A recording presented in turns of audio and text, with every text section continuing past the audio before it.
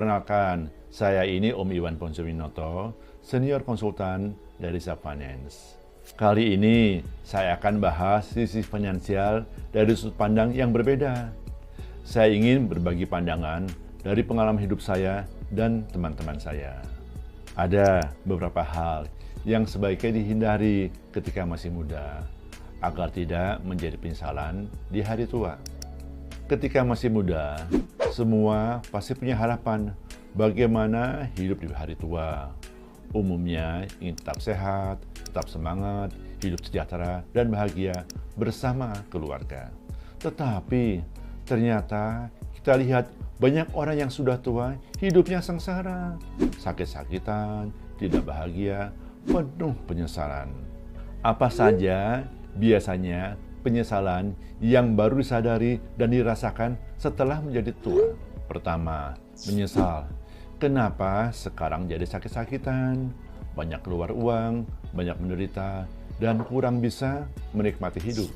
Menyesal. Kenapa ketika muda tidak hidup sehat? Kenapa waktu muda makan berlebihan, pesta sampai pagi, banyak minum-minum, merokok, dan juga jarang olahraga? Akibatnya, di hari tua jadi sakit-sakitan.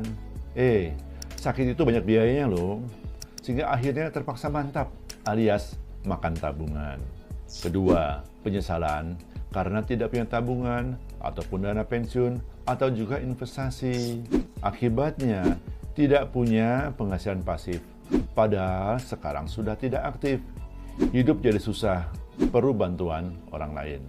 Paling sedih ketika jadi bergantung pada anak. Akhirnya anak kita pun jadi generasi sandwich. Padahal kita ingin anak cucu hidup bahagia, tidak repot mengurus orang tua. Ketiga, menyesal karena tidak punya keahlian yang berguna. Di usia tua, sangat penting untuk merasa dibutuhkan oleh orang lain. Terlebih ketika dulu punya kedudukan, punya kekuasaan, dan juga dibutuhkan oleh banyak orang lain. Sekarang merasa kehilangan power karena merasa tidak berguna, merasa tidak dibutuhkan, merasa tidak eksis lagi. Keempat, penyesalan karena tidak punya teman. Di hari tua, anak dan keluarga sudah hidup terpisah. Teman seumuran sudah banyak yang meninggal. Kita tinggal sendirian.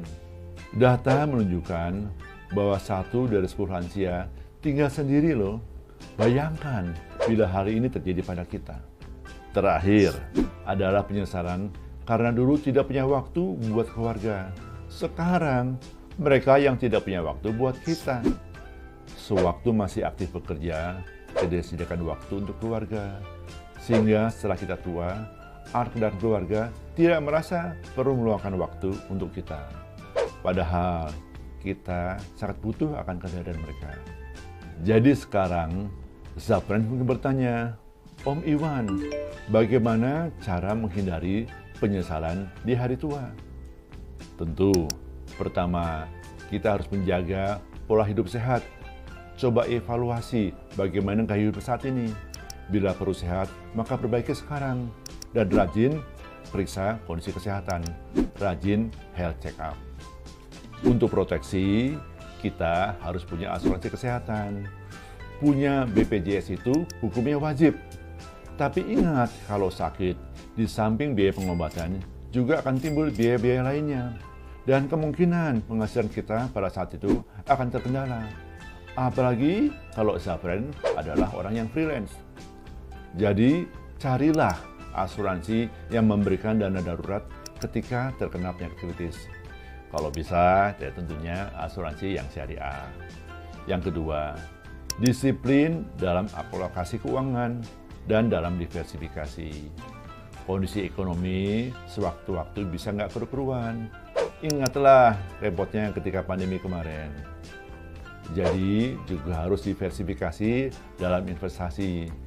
Jangan hanya pada investasi keuangan, investasi juga pada properti atau usaha lainnya. Dan jangan lupa juga ambil proteksi, karena bisa saja terkena musibah, sehingga penghasilan berkurang atau bahkan hilang. Dengan proteksi, maka investasi bisa lebih aman. Ketiga, dari sekarang, coba jalankan kebiasaan orang pintar. Carilah ilmu dan kemampuan yang berguna. Banyak sekali loh ilmu yang kelihatannya sederhana, tapi ternyata berguna bagi banyak orang lain. Sehingga ketika kita sudah tua, kita masih punya ilmu yang dibutuhkan oleh orang lain. Hidup jadi lebih bermakna dan tetap eksis di hari tua. Keempat, gabunglah dengan komunitas orang baik. Di samping jaga silaturahmi dengan sesama alumni, cari silaturahmi dengan orang-orang yang punya prinsip hidup atau pandang hidup yang serupa dengan kita. Bila mau jadi orang baik, gabunglah dengan orang baik lainnya untuk bisa saling tolong-menolong bila ada yang terkena musibah. Syukur-syukur kita bisa jadi life changer untuk orang-orang di sekitar kita. Terakhir, dan ini penting, siapkanlah warisan atau kalau bisa juga punya wakaf.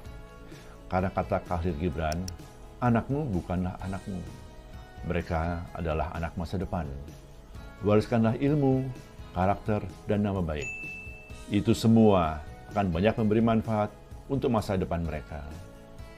Dan bila kita diberi karunia harta, di samping dibagikan sebagai warisan kepada keluarga, cobalah alokasikan untuk wakaf yang produktif sebagai wujud rasa syukur kita atas nikmat yang Allah telah berikan kepada kita.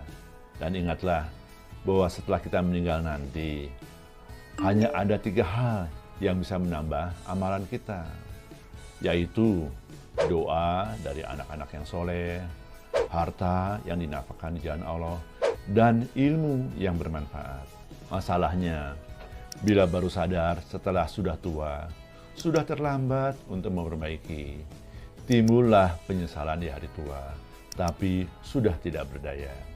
Untuk itu, Sapren, ingatlah 5 penyesalan di hari tua sebagai peringatan akan apa yang mungkin terjadi. Dan hindarilah 5 penyesalan di hari tua tersebut dengan cara-cara yang sudah Om Iwan bahas.